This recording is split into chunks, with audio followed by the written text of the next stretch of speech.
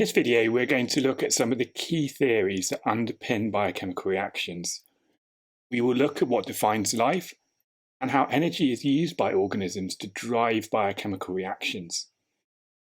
We will briefly touch on the laws of thermodynamics, which govern biochemical reactions, and introduce the concept of Gibbs free energy. Living organisms are largely made of structurally diverse carbon-based biomolecules. But what defines something as living or dead? This lump of coal or this wooden carving are both carbon-based, but we would not consider them as living. In contrast, my dog is also carbon-based, it's very much alive. The difference between them and the definition of life itself is the presence of a series of continuous biochemical reactions and a transfer of matter and energy with their surroundings. Matter, like water, organic molecules and gases, such as oxygen and carbon dioxide, can all be exchanged by cells. But these cells also need to extract energy from their surroundings, either from food or sunlight. The energy cannot be used directly, but is converted to chemical energy, which provides cells with the capacity to do work. For example, a muscle contracting during movement or the maintenance of homeostasis. The breakdown of complex biomolecules contained in food into potential chemical energy and waste products is called catabolism. The energy produced by catabolism can be used to build additional biomolecules in a process called anabolism, which consumes energy. What we call metabolism is the difference between the catabolic and anabolic reactions in an organism. So where does this energy come from? All organisms on Earth can be divided into those that use sunlight as their energy source and those that do not, and get their energy from food. Those organisms that use the energy from sunlight are called phototrophs. Those that extract energy from food are chemotrophs. Chemotrophs can be further divided into lithotrophs that use inorganic molecules and organotrophs which use organic matter as their fuel source. The overall goal is to obtain carbon to generate complex biomolecules. Within each classification of phototrophs and chemotrophs, there are autotrophs which can fix carbon dioxide and heterotrophs that extract their carbon from food. A plant is an example of a phototrophic autotroph, harnessing the energy from sunlight via photosynthesis. A human is a chemotrophic heterotroph, requiring food as a fuel source to extract carbon. Different species of bacteria, as an example, can be either photoheterotrophs, chemoautotrophs, or chemoheterotrophs, so there's a greater diversity there. We define life as the continuous transfer of energy and matter between living organisms. The flow of matter takes on a cyclic nature. Autotrophs release organic molecules and oxygen, which can be used by heterotrophs, who in turn produce water and carbon dioxide as byproducts of their metabolism, which can be used by the autotrophs. The transfer of energy, however, is irreversible. Autotrophs use either chemical energy or sunlight, which is the main source of energy entering Earth. This energy is harnessed by photosynthetic organisms, such as plants and algae, which can use the energy within the autotrophs themselves, or it can be transferred to heterotrophs that feed on these autotrophic organisms. Some of the energy, however, is lost by both autotrophs and heterotrophs as heat, and thermal energy cannot be recovered by these organisms. We've talked a lot about energy in this video, but what is energy? The simplest way to think of energy is as the capacity to do work, be that movement or maintaining homeostasis.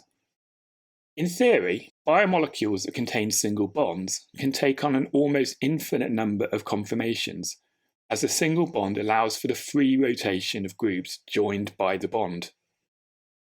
A conformation is simply defined as the spatial arrangement of atoms around the single bond and does not require any bonds to be broken. In practice, however, some conformations are much more stable than others, and these stable conformations become prevalent.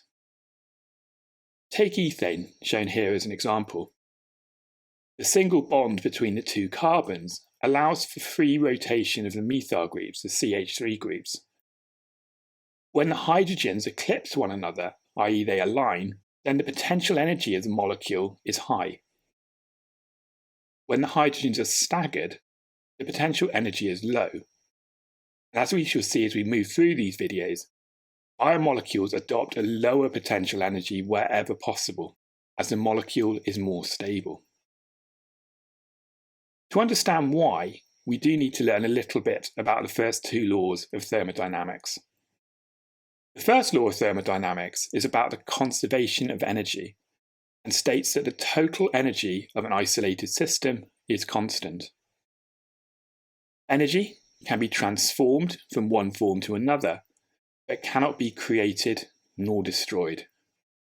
If I'm standing at the bottom of a flight of stairs, I have a low potential energy. As I move up the stairs, I use up energy in the form of muscular contraction. The food I have eaten provides the chemical energy that is converted into kinetic energy that allows me to do that. However, as I expend kinetic energy, I also gain potential energy for every step up I take relative to my starting position. If I'm feeling particularly lazy and take the lift one floor up, then it's the electrical energy of the lift that is converted to kinetic energy, and I'm not expending the energy myself. However, importantly, the total amount of potential energy I gain is the same regardless of whether I walk up the stairs or I take the lift. As we saw in the example of ethane, molecules possess potential energy in their bonds, and the amount of potential energy varies depending on the conformation of the molecule. All complex biomolecules contain potential energy stored in these bonds, and an important concept we need to grasp is that if molecule X is converted to molecule Y, then there is a change in potential energy, which is denoted here as A. If there is an additional step, whereby molecule X is converted to molecule Z before becoming molecule Y, then the combined changes in potential energy, denoted by B and C, are identical to A, i.e. the overall potential energy change will be the same, regardless of the additional step. The second law of thermodynamics establishes the concept of entropy, which predicts the direction of spontaneous reactions and determines whether they are irreversible or impossible, despite obeying the first law of thermodynamics. The second law states that entropy in isolated systems cannot decrease, as they arrive at a state of thermodynamic equilibrium, where entropy is at its highest. A slightly different way of thinking about this is that the transfer of energy increases the randomness of the universe. Essentially, randomness is entropy. Are you confused? Yep, so was I when I was first taught this, so let's break it down. The way this randomness was explained to me was like this. Imagine the paw prints that my dog leaves in the wet sand as she runs across the beach. The paw prints are inevitably erased by the action of the sea. The random dispersal of the grains of sand caused by the tide is far more likely to occur than those grains of sand spontaneously arranging themselves to form a paw print. The increase in entropy occurs from the conversion of various forms of energy into heat or thermal energy. This thermal energy increases the randomness of the universe. The last concept we're going to introduce in this video is Gibbs free energy, and we will look at this in further detail in a future video.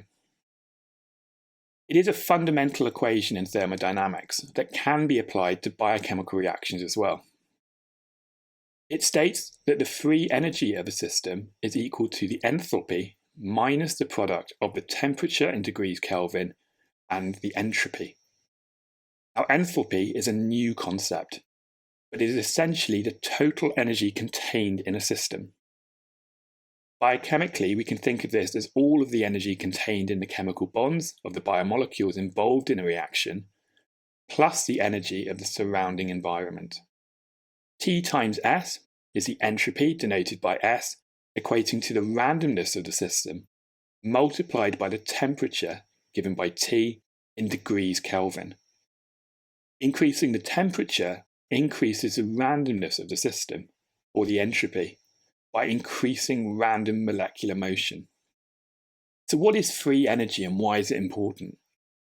The free energy of a system is equal to the enthalpy, or the total energy contained within a system, minus the entropy at a given temperature. And it equates to the total amount of energy within a system that is available to do work. Whenever cells do work, some energy is wasted as heat, which increases the entropy, or the increased random motion of the universe. And this helps explain why energy transfer is irreversible. Okay, so we've covered quite a lot of theory here. In the next video, we will look at how the Gibbs free energy equation can be applied to a biochemical system to determine whether those reactions can occur. I hope you found this video useful. If you did, then please give it a thumbs up. Consider subscribing to the channel and click the bell icon so that you'll be notified of any new videos when they are released. If you have any questions about the content covered in this video, then please post them in the comments below and I'll try to get back to you as soon as possible. I hope to see you in the next video.